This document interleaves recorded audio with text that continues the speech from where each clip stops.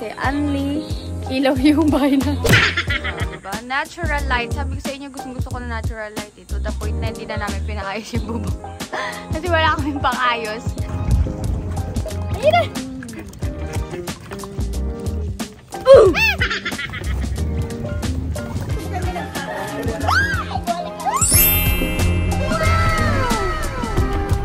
Magkano po sa pipino? Medyo payat siya.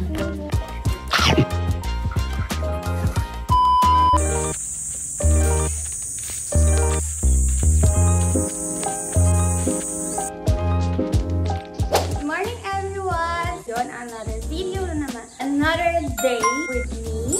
So for today's video, Sunday ngayon. Every Sunday, nag-grocery yung mama ko para sa bahay, para sa tindahan namin. Kung mamimili siya, mamamalengke, gano'n. And gusto ko sumama kasi gusto ko ipakita sa inyo kung paano yung hanap buhay namin dito sa probinsya. Kaya naman, samahan niyo ako. Let's go!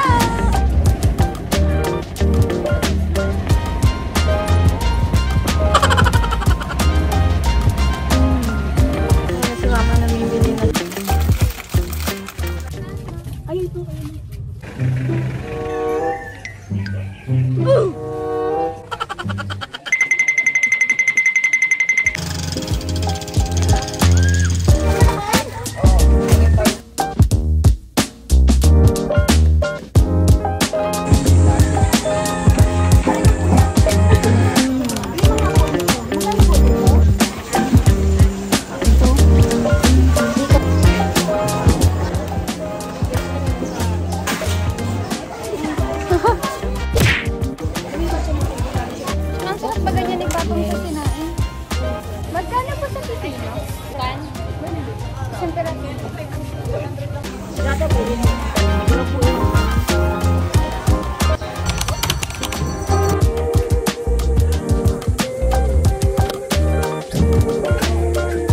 Hi guys, sarado na naman ang 7-Eleven ni Lerma.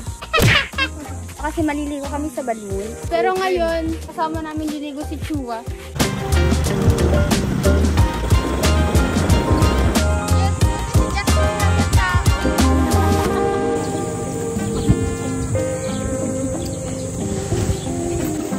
Nakapix yan.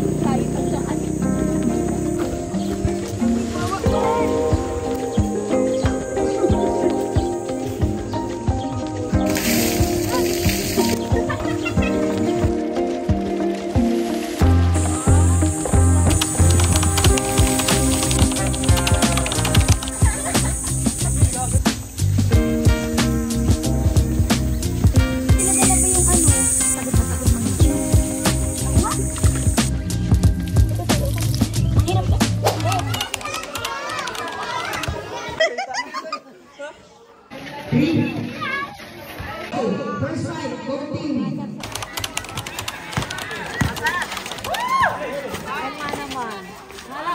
Ano ito ba? Interbarangay? Interbarangay. Galing. Muntik na tamaan si mama ng bola. Hi everyone! For today's video, papakita ko sa inyo yung ganap ko dito sa probinsya every time na umuwi ako. And later, abangan nyo. Pakita ko sa inyo kung paano yung paraan ng pagdilihensya ng pang-ulam everyday dito sa amin. So, sa mga hindi pa nakakaalam, Bicolana po ako. Camarines Sur, yes, ang probinsya ko po. Hey guys! So, this is our lunch, fried rice. Tapos ang aming adobong pangat. Pangat namin. Ang 1 day old namin na pang-tiyo. Kasi kahaman na yan. So if you don't mind, I just let an old man.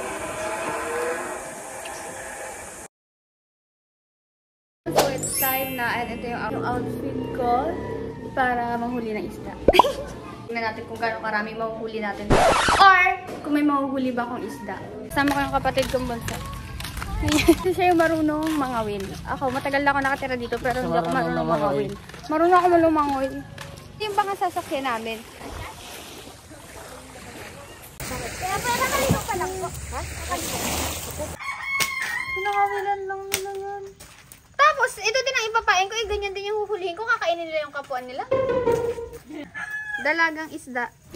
Ay, dalagang bukid. Dalagang bukid pala. So, ito yung gagamitin namin pang-wheel. Meron siyang pabigat dito sa dulo para malalim yung mapuntahan niya. Ito, delikado to kapag hindi ka marunong talaga, baka sumabit sa balat mo. Maghihiwa tayo ng pangpain natin. Yun ang ilalagay namin dito. Tapos yun yung ihagis. Kapwa isda din nila yung kaya di ko minsan magets. Bakit kakainin nila yung kapwa isda nila?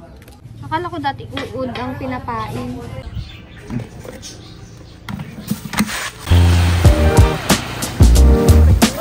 Magsasagwan si Kuya.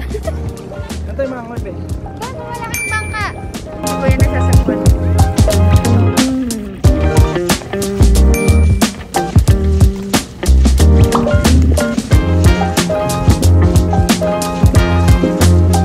Ito na tayo bababa. Ayan, so magsastart na tayo manghuli! Ito ko sa may katig ng bangkang malaki. Kasi para hindi kami naaanod palipat-lipat, dito na muna kami magsistay. Dito na muna ako magtitingin kung may mahuhula ko isda dito. Tapos pwede naman kasi kung wala dito, lilipat na lang sa ibang place. Bato? Bato yun. So ayun guys, meron na siyang pain. Tapos pag ihahagis mo na daw to, dapat nakaganon, hindi nakaganon. Para magtuloy-tuloy lang yung haba niya. Tapos pigilan mo na lang siya kapag okay na yung layo. Ito, try natin. Hala, ba't bumalik? Ulit. Tapos nag-wait lang tayo pag may humila na. Nakahuli si Kuya. Ay, ba't may huli din ako? Ano kung tawag sa isda na yan? Lagyan kaya natin silang muna ng tubig. Ay, hindi pala pwede doon yung pain. Hala, baka ubusin niyo yung pain. Andyan. Parang natubig pa rin. Ayaw nga pala. Parang kainin. Yun yung lalaki yun. Sige, sige. Ako na. Wait. Pag may kumapit, hilahin na kaagad. Para sumabit yung kawil. Yun nga. Palatay, bagayaan! Yung palatay guys, hindi namin hinuli. Kasi kumakain na tayo. Kaya palatay yung tawag sa kanya. Naubusan na tayo ng pain, kaya kailangan natin magsabit ulit. Dapat maingat sa pagsabit ng pain. Tapos, saka na natin siya ihahagis. Yan, ganyan lang. Wala, inubos lang yung asma. Hindi ito feeding program.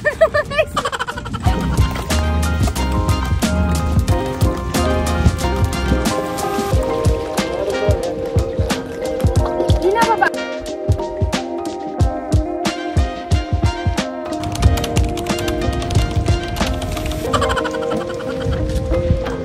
Yan yung masarap gataan. Isa ulit. Yan, malaki na siya.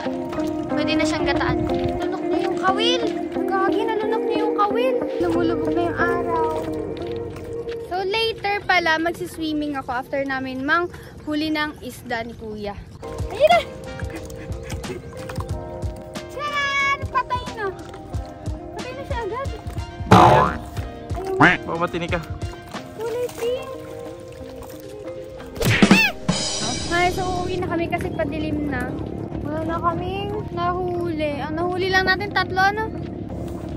Ayan, yung nahuli namin. Nakakatakot. Ano yan, oh?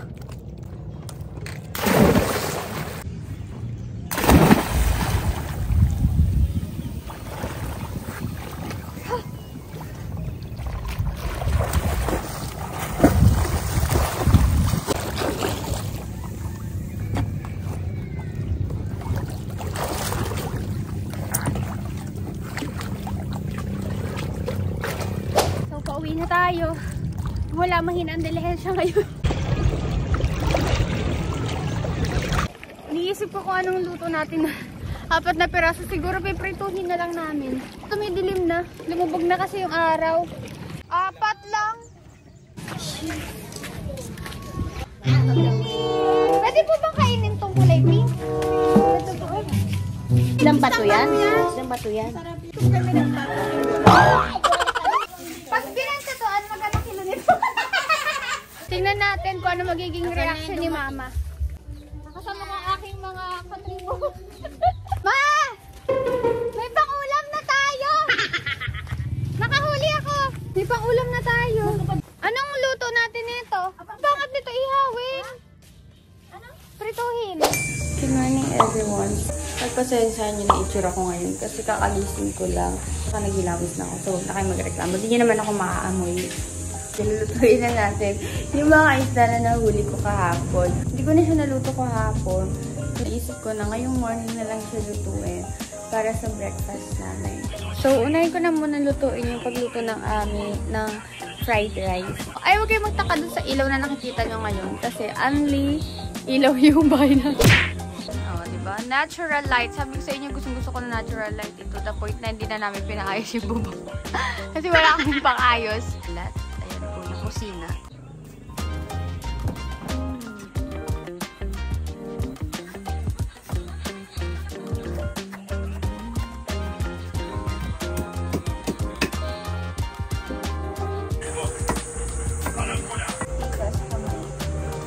Kasama na ako ng kamay.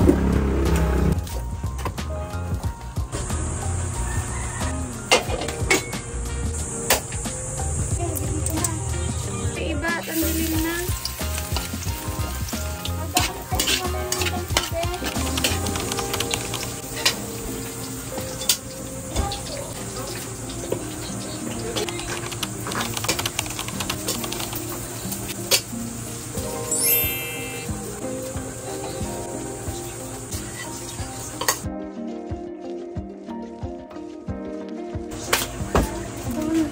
Ayan, lalagyan na natin ang asin.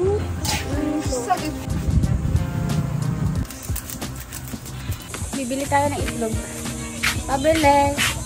Apple. Lara.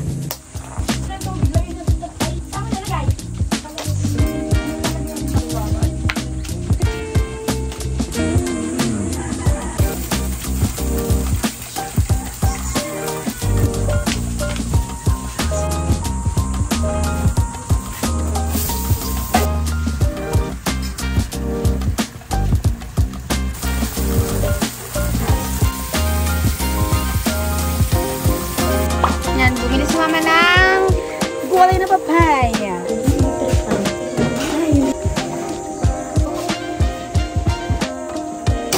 Fried rice. At yung binili ni mamang ginataang papaya. At yung meatloaf at egg na may kasamang lara or yung sile. Ayan na yung isda na nahuli namin kahapon ni Kuya.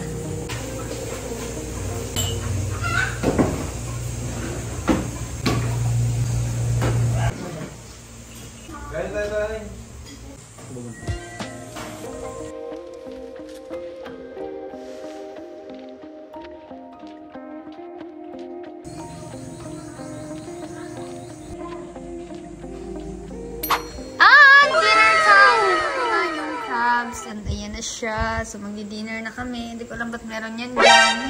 Si mama. Oh, for sure, streamer siya. Naka-gaming chair. Wings. Ganyan siya kalaki. Ito ko siya open. Ops. Medyo pa yan siya. Yan. Kasi siya masyado. Ito. Ayan. Yan. Perfect. Tadam! Ayan.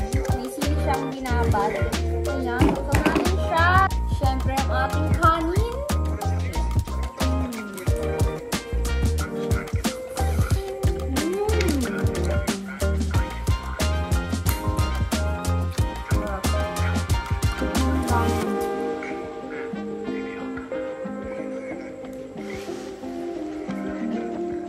Sa hotdog.